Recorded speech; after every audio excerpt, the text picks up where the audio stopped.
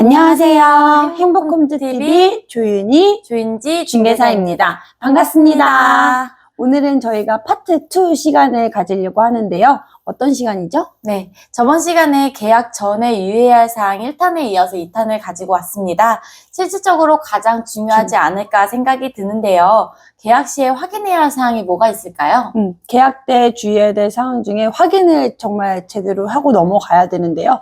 일단 공부상 서류로 확인을 하는 것이 가장 중요할 것 같고요. 그리고 또 특약사항은 어떻게 작성을 하는 게 좋을지, 그리고 뭐 중도금 여부와 같이 그런 세세한 부분들을 확인하는 시간이 중요할 것 같습니다.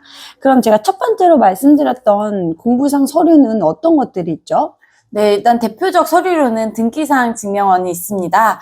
매매를 하든 임대를 하든 이건 가장 중요하고 필수적인 요소라고 생각이 들어요. 맞아요. 등기부상 각구의 소유자와 실제 소유자가 신분증을 확인하여 동일한지 확인을 하고 일구의 근저당권이 있는지, 있다면 얼마나 있는지 확인을 하는 것도 중요하다고 생각을 해요.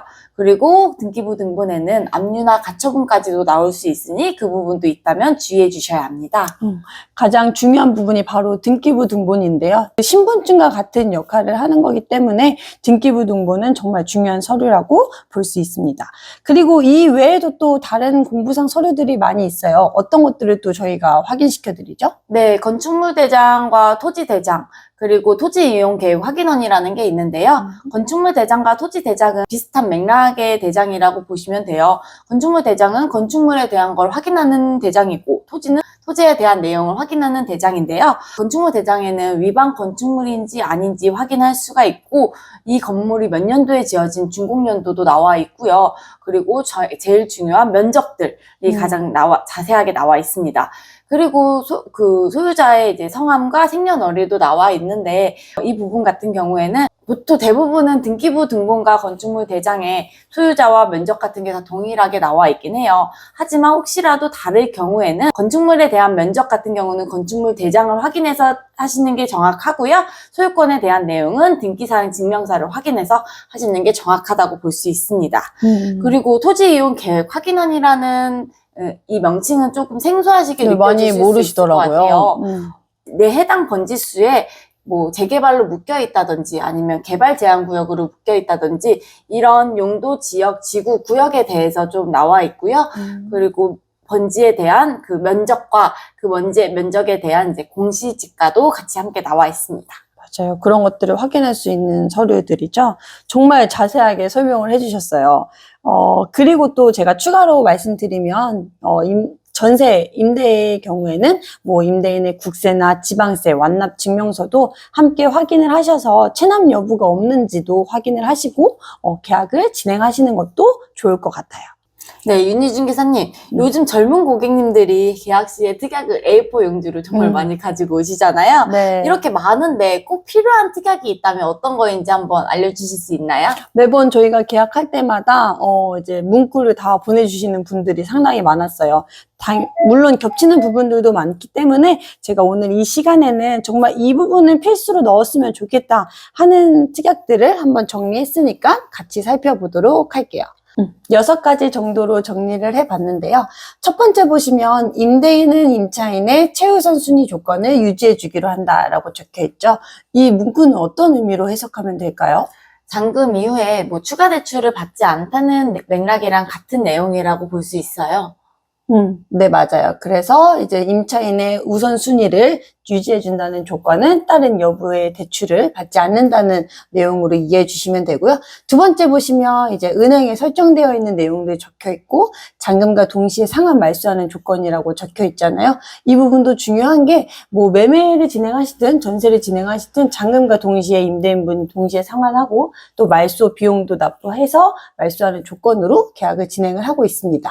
그리고 세 번째 보시면 주택의 매매, 증여 등의 이유로 소유권이 변경될 경우 사전에 임차인에게 고지하여야 한다라는 문구인데 이 부분은 전세 사기가 이제 일어나면서 고지를 받지 못했던 임차인들이 피해를 받았기 때문에 추가적으로 생기는 특약이라고 봐주시면 될 것 같아요. 그래서 이 부분을 얘기를 하면서 우리 이제 임대인분이든 이렇게 만약에 변경될 상황이 계획이 되어 있는 분들이라면 또 얘기를 나누고 그런 부분들도 미리 고지해 주셔야 네, 합니다. 확인을 할 수 있습니다. 그리고 다음으로는 전세대출이나 보증보험 가입에 있어서 우리 임대인분은 적극 협조하기로 하며 본 주소지의 조건으로 대출이 불가능할 때에는 무효로 하고 계약금을 반환하기로 한다라고 적고 있잖아요.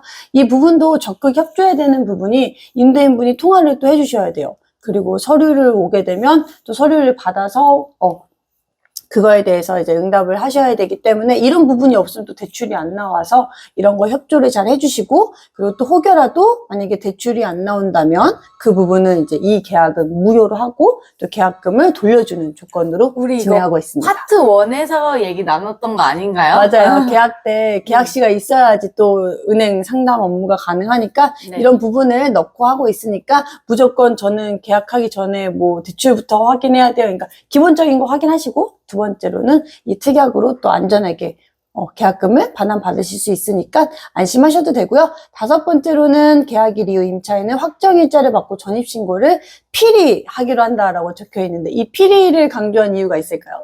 그럼요. 확정일자와 전입신고가 같이 돼야 대항력이라는 게 생겨요. 대항력이 생겨야 추후에 경매가 들어갔을 때 우선적으로 변제를 받을 수 있는 권리가 있기 때문에 임차인이라면 누구나 받을 수 있는 권리는 꼭 받아주시길 바랍니다. 네, 그 권리를 받으려면 또 지켜야 될 요건이 있기 때문에 그 부분이 확정일자와 전입신고인데, 확정일자는 계약을 하시고 난 이후에 언제든지 계약서만 지참하시면 받으실 수 있으니까 이 부분도 유의해서 미리 받아두시는 것도 좋을 것 같아요. 대출을 받으려면 필히 받아야 되니까 맞아요. 그 부분으로 유의해 주시면 되고요. 전입신고는 잔금일에 무조건 하셔야 됩니다. 그리고 마지막으로는 임차인은 선의의 관리주로서 관리 의무를 다하기로 하고, 자연 마모를 제외한 기존 시설물 파손, 훼손이 있을 시에는 임차인이 원상 복구하기로 한다라고 적혀 있는데, 이 부분도 이제 가장 중요하죠. 내가 나중에 전세 기간이 만료되고 월세 기간이 만료되고 나갈 때 파손된 부분이 있으면 또 보증금에서 제할 수 있잖아요. 그렇죠. 그러니까